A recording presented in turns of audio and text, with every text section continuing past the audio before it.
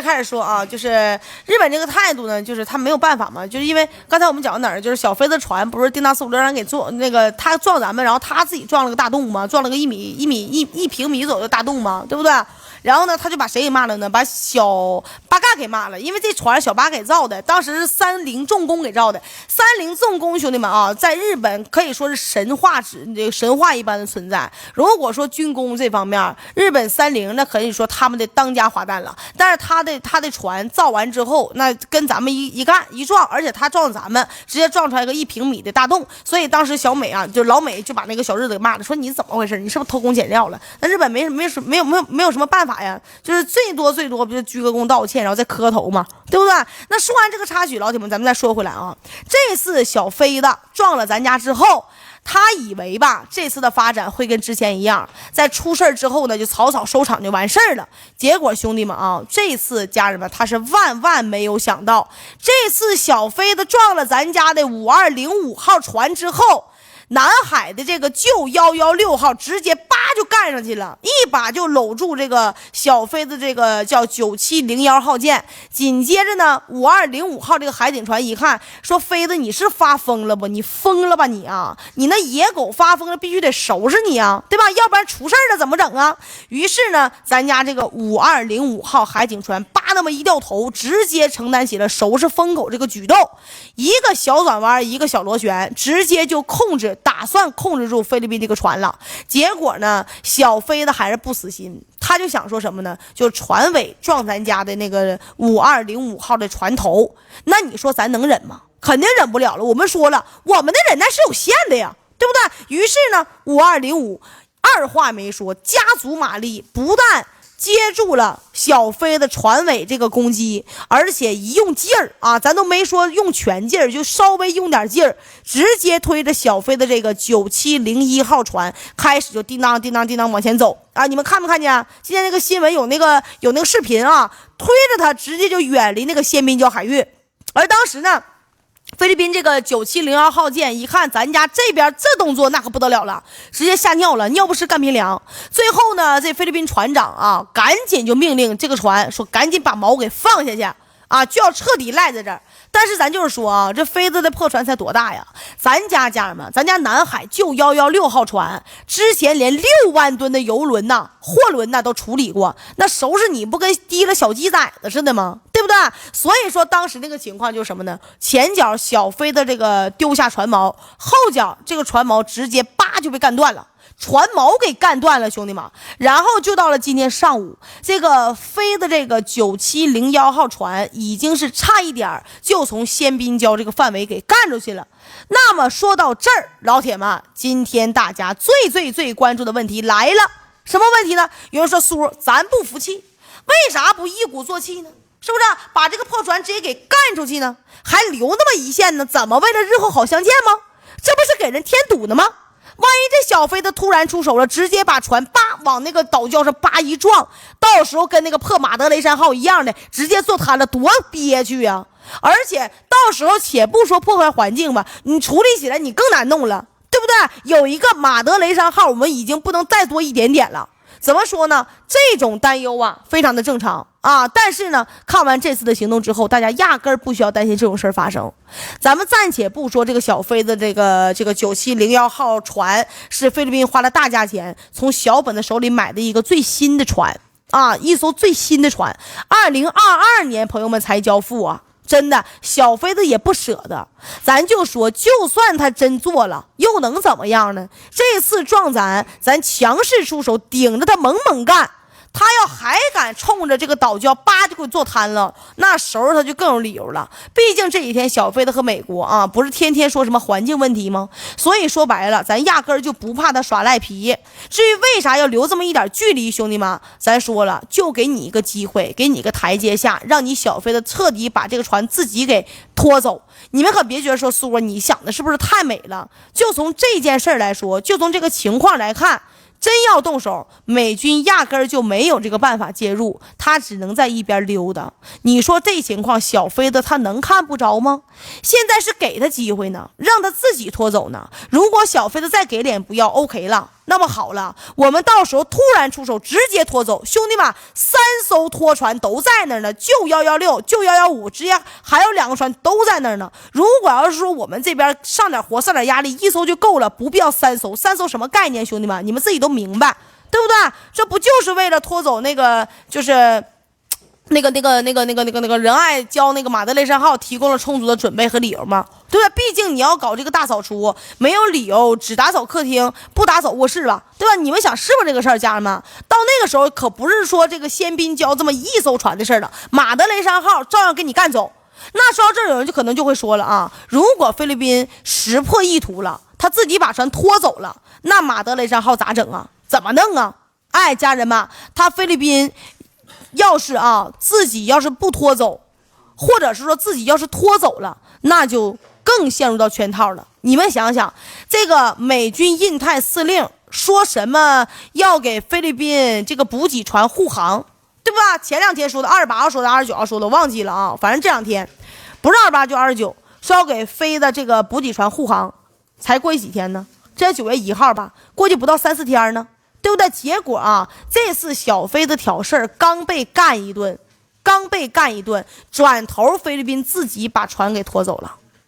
哎，我就问你们，这放在国际上，对美国也好，对菲子也好，是不是一次重大的声望打击呀？说白了，他要是自己拖走了，家人们，这就证明这俩货也怂了吧？到那个时候，咱这边就掌握主动权了。有了主动权，再加上咱的计谋、咱的谋略、咱的策划，小马德雷山号分分钟给你收拾喽。你们想是不是这个事儿，家人们？所以虽然说这次没有一鼓作气把菲律宾这个9701号船彻底给干出宪兵礁的范围，但是这步棋反而是把美国包括什么菲律宾给逼上绝路了，对不对？他们俩现在是有劲儿都没地方使了，做什么都得被人给拿捏了。总之现在南海的局势已经明了了。菲律宾如果还想要跟美国来硬的，那下一次整不好就不只是菲律宾欠揍挨揍，那是美国也得稍息立正跟我敬礼。于是乎，家人们，南海这个事儿还有更大的热闹，你们往下看就完事儿了。那么接下来，家人们，我们说什么事儿呢？你们还关心的一个非常重要的话题，就是啥？普大帝访问蒙古这个事儿，我查了一下，大概是9月3号，话说就要过去了。本来我以为这次大家会关注普大帝访问这个蒙古的目的，外蒙的目的是啥，对吧？结果在网上我看了一下，我发现了好多人现在都在讨论呢，说这次普大帝去外蒙坏了，危险。为什么呢？说有可能被抓呀，因为外蒙是那个什么国际刑事法院的缔约国呀，对吧？怎么说呢？要说这事老有意思了，家人们。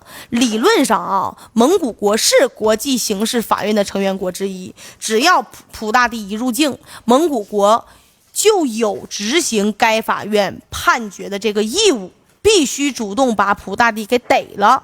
而且当普大帝要访问蒙古国这个消息一经传出，家人们，给你上活了，给你上压力了。国际刑事法院发言人立马就发表声明了，指着那个外蒙家人们就说了，说你必须出手我告诉你，要求你出手。还有什么乌克兰总统泽连斯基，北约那几个小卡拉咪挠一顿叫唤，说什么要求外蒙直接动手逮普京。家人们，我就问你就这种疑问，你们这种疑问就是普大帝到了外蒙安不安全，正不正常？正常。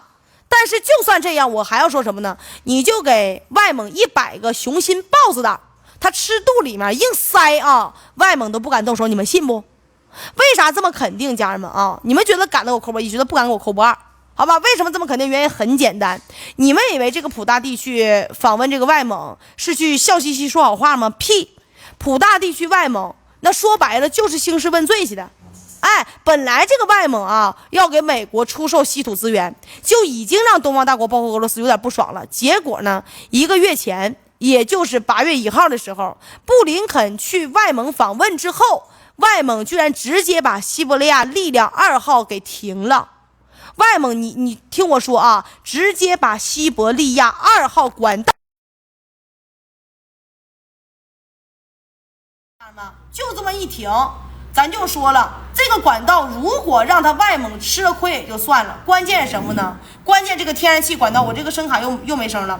这天然气管道通过它这个地方，它啥也不用干，每年躺赢，兄弟们，直接啥么呢？做了一个就是说不是中间商赚差价，叫什么？叫那个过路费啊！哎呀，又没了。稍微等会儿啊，家人们，我把声卡给整好啊。喂，好了，家人们啊，没电了，不是没电了啊，它那个接触不良。好了，家人们，这次 OK 了啊，来不墨讲，就是什么，他把这个西伯利亚2号管道给停了。为什么说他吃亏呢？这个管道通过他的地方，他啥也不用干，每年拿一大笔俄罗斯给的过路费，可以说百利而无一害，对不对？结果就因为美国叮当456几句话，外蒙直接给停了。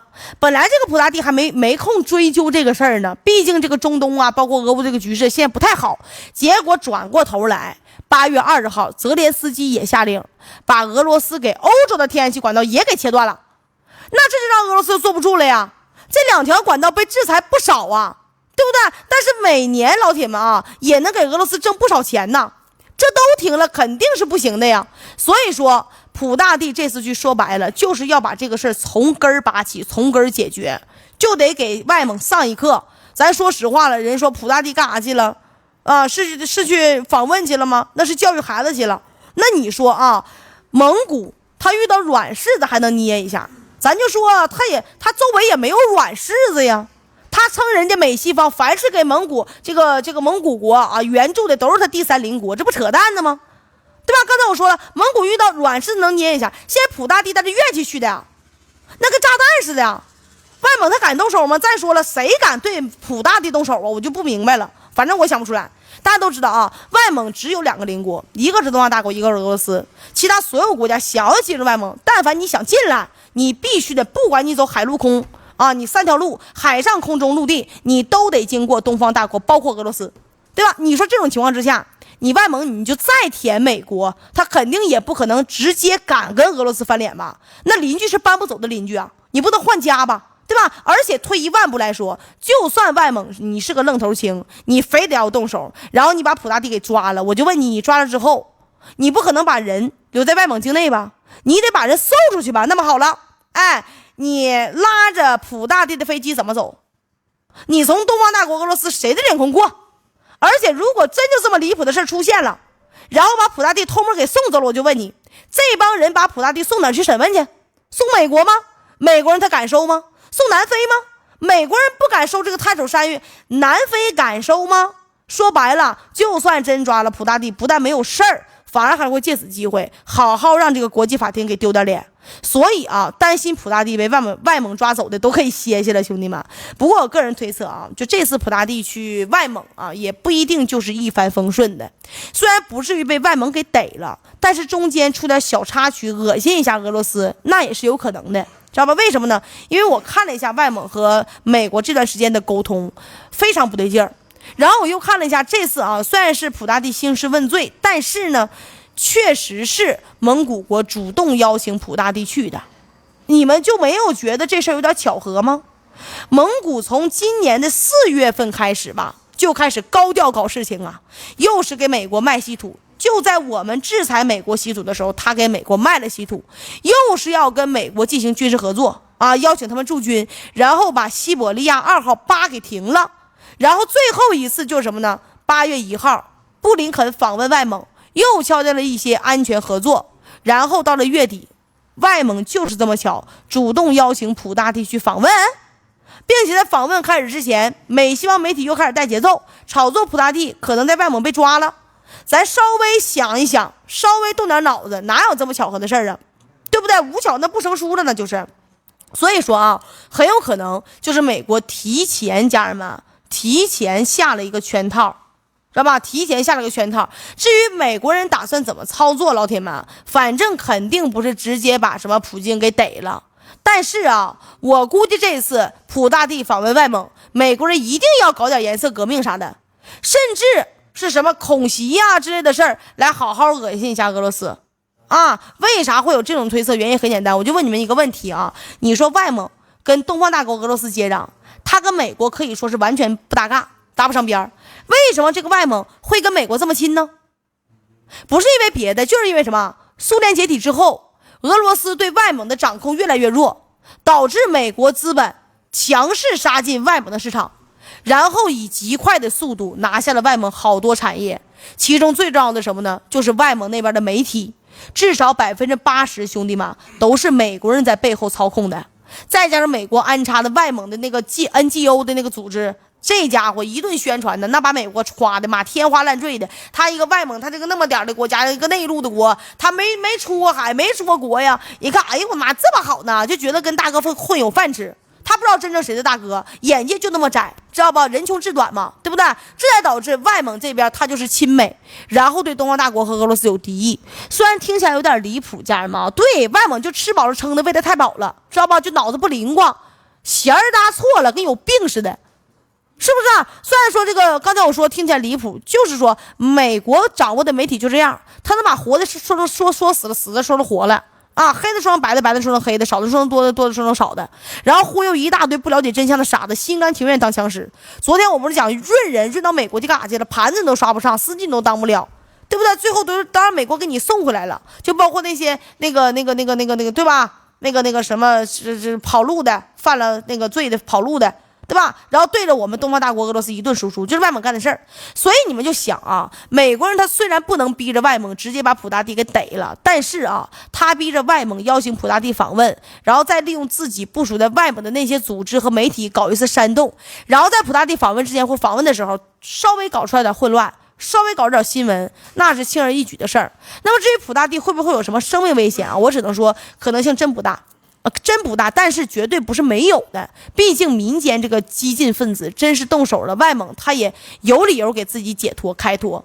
而俄罗斯就算失去了普大帝啊，你说他敢直接跟美国玩核，估计也不会有人信。所以怎么说呢？这次普大帝去外蒙，还是希望要多注意安全，别让人真钻了空子。我只要一说这啊，很多人会觉得说美国人太猖狂了，真的耗子给猫当伴娘了啊！不可能针对这个普大帝下那么狠的手。怎么说呢，家人们啊？我刚才也说过，我说这种可能性虽然是非常非常小，但是呢，绝对不是没有的。啊，咱就是说，这美国人老铁们啊，连莱西都敢伪装成意外弄死。还有那个哈马斯老大哈尼亚都敢直接下手，你说在这种事儿之前你敢想吗？再说了，那美国啥风气你还不了解吗？肯尼迪动了某些人的利益，头盖骨8人给掀飞了，对吧？特朗普那是命大，要不然现在早在骨灰盒里了。这说明什么呀？说明只要背后的利益足够大，或者说这个人的威力威慑威胁足够大，那美国人谁都敢干呢，对吧？而普大帝呢，他基本上2条都占了，不但触及到了犹太财团的利益，天天对着贝莱德集团买下来的地疯狂一顿轰炸，而且普大帝在中东搞的一系列动作，那更是要直接把美国霸权给干翻了。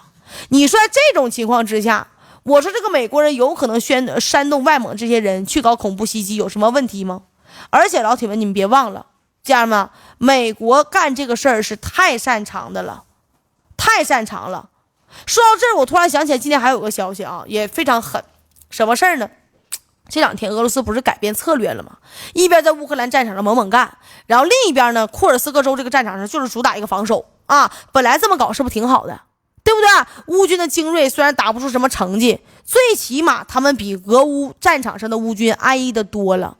结果我万万没想到，这一下把泽连斯基给逼急眼了，把泽连斯基给逼急眼了，家人们啊！怎么个事儿呢？眼看着库尔斯克州打不出成绩，然后刚送给乌克兰的 F-16战斗机，又是还没有发威，直接被俄军给干爆了。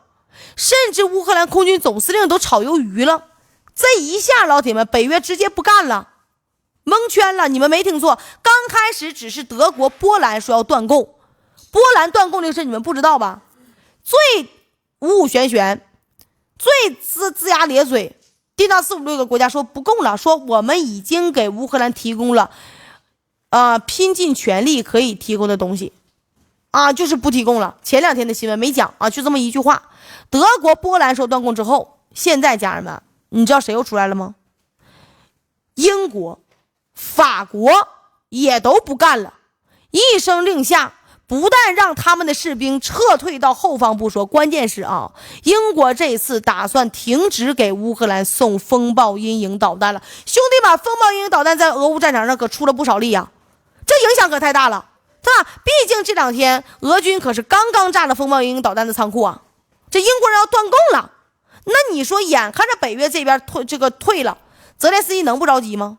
于是乎泽连斯基直接给老美打了个电话，紧接着二话没说直接打算赌一把，逼着俄军主动发起进攻。你们没听错，现在小泽也好，老美也罢，就是想逼着俄军在库尔斯克州叮当456进攻。只不过这个小泽逼着俄军动手的手段有点离谱，他妈给离谱开门了。这哥们二话没说，直接对着别尔哥罗德的难民区发射8枚集束炸弹。有人敢想没？库尔斯克州直接对着别尔哥罗德乌军8枚集束炸弹。就这8枚集束炸弹一爆炸，我的个妈！就算这些别尔哥罗德的难民都躲在建筑里了，可还有至少15人当场被干死了，37个人当场受伤了。而且兄弟们，这还没完呢，这边俄罗斯的报复都没有来，泽连斯基是非常着急，火急火燎录了个小视频发网上了，喊话说了，美英等西方国家应该立刻放开武器限制，还说什么不能拖延了，要快速决定。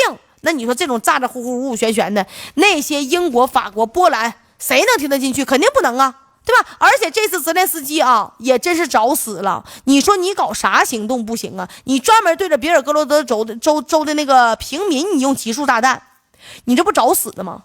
而俄罗斯这边一听这个消息，普大帝当时暴怒，直接下令，乌军1万人入侵是入侵，1个人入侵也是入侵。既然乌克兰想让我们主动出手 ，OK 了，表演给他看，直接干他。说完之后，在俄军的这个地面增援虽然还没有到呢，但是俄罗斯空天军这次打得相当认真了，配合上地面部队叮当456往里干，对着乌军挠一顿轰炸。事后俄罗斯的国防部公布了一个最新的战报，说已经消灭了至少8000个入侵库尔斯克州的乌军，并且几乎完全摧毁了乌军的重型装备。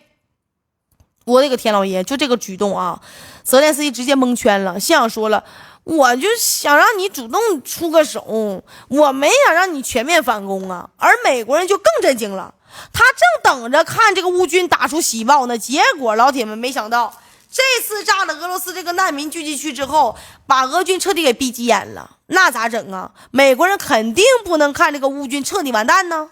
于是乎，老铁们，你猜咋着了？你猜怎么着了？美国人又干了一个特别二的事儿，直接从罗马尼亚起飞了一架全球鹰无人机，打算对俄罗斯进行一次盘查，一波侦查。这个消息有没有人刷到过？朋友们，刷到过扣波一怎么说呢？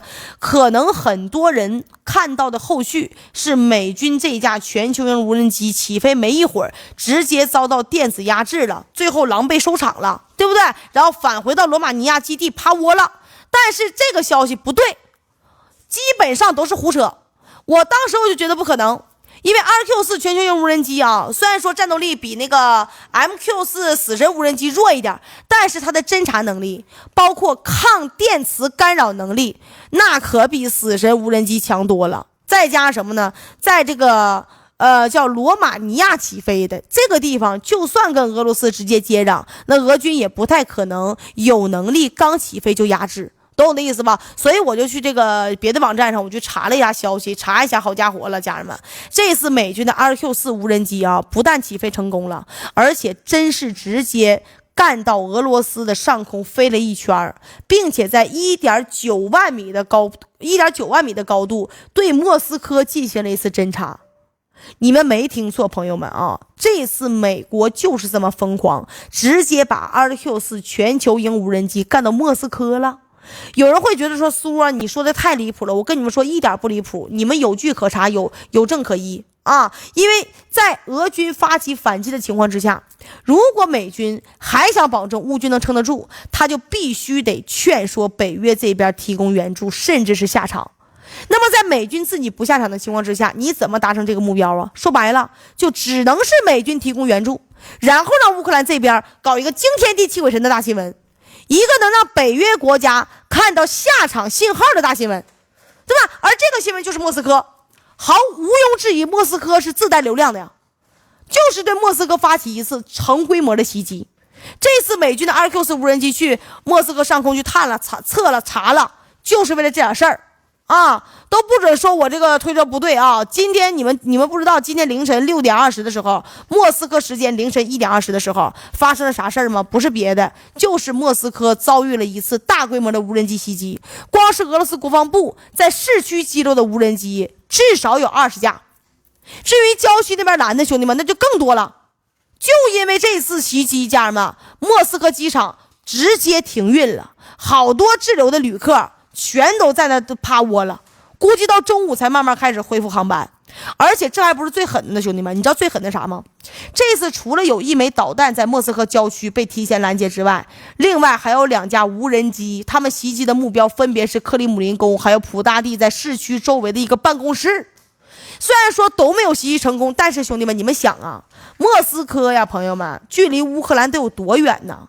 距离库尔斯克州得有多远？俄罗斯老大了，从南飞到北，从东飞到西得13个小时。你想想，乌克兰手里面怎么会有这么远射程的导弹呢？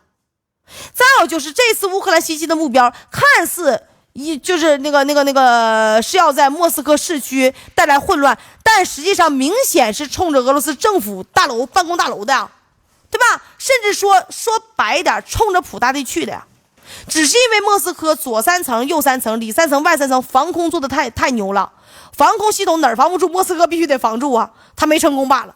而这种事儿，你说家人们，我就问你们啊，你们说，如果家人们没有北约或者没有美国的指使，泽连斯基敢下这种命令吗？他有内塔尼亚胡那2下子吗？他敢下这种令吗？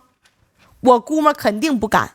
所以虽然说这次普大帝去访问蒙古，不至于被外蒙这帮人直接给逮了，但是对于美国人会不会说趁乱搞恐怖袭击，我还是保持迟疑的态度。是不是不敢？我也觉得，咱就看9月3号普大帝到了外蒙之后，到底会发生啥事儿。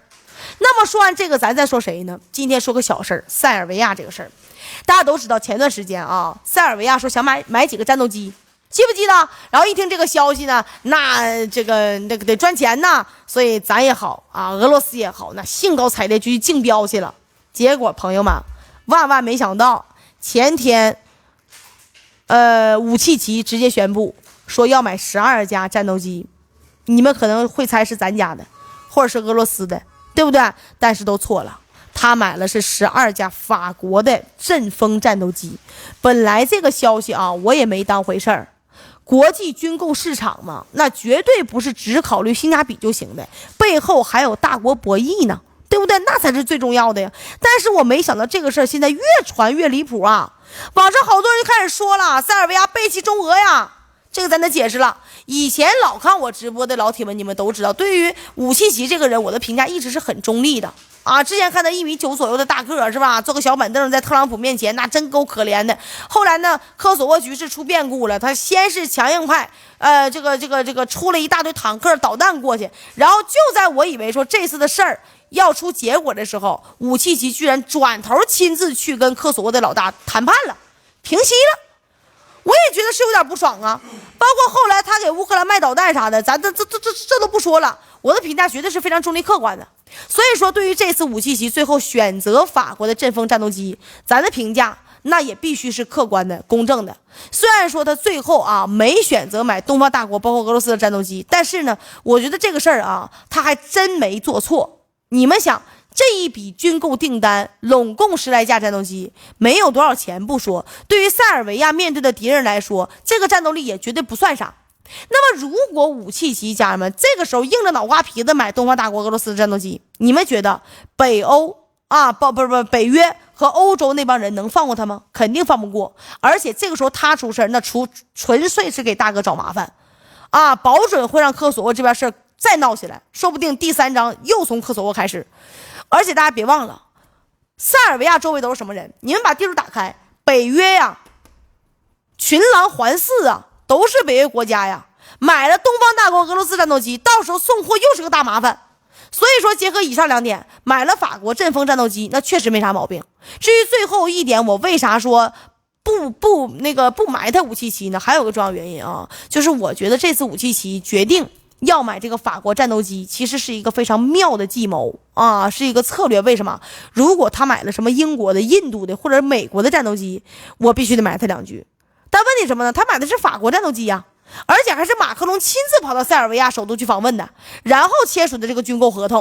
说到这，大家是不是感觉不对劲了？是不是啊？这马克龙现在可是要立志要带领欧洲国家走向独立啊，对吧？说白了，这马克龙带领的法国估计是除了土耳其之外对美国有意见最大的国家了，对不对？再加上这个法国跟塞尔维亚有没有太多利益上的冲突呢？所以577直接买法国的战斗机，也算是趁机跟马克龙搞一下关系。这到了一定时候，美国要指使北约呀、欧盟啊，对科索沃这边投个票了，搞个事儿了，马克龙作为北约的包括欧盟的这个重要的成员，也能发挥点作用。所以兄弟们啊，我觉得虽然说没买中国的战斗机，但是577买了法国战斗机，那也真没毛病啊，不吹不黑的，说什么背叛什么东方大国俄罗斯啊，那有点扯淡了。你们说是不是这个事儿？家人们，同意我观点的老铁们，给我搂波同意。你们刚才说了，说要那个欢子油，是不是？是不是要欢子油？朋友们，你这样的，今天咱们还有要黑参的，还有要桑黄的，没有了，家人们啊，这些都没有了。那后台欢子油都刷爆了，家人们。刚我讲新闻的时候，我看后台刷欢子油，家人们，你们知不知道什么叫欢子油？我说了，苏苏的新闻讲完了，但是你们。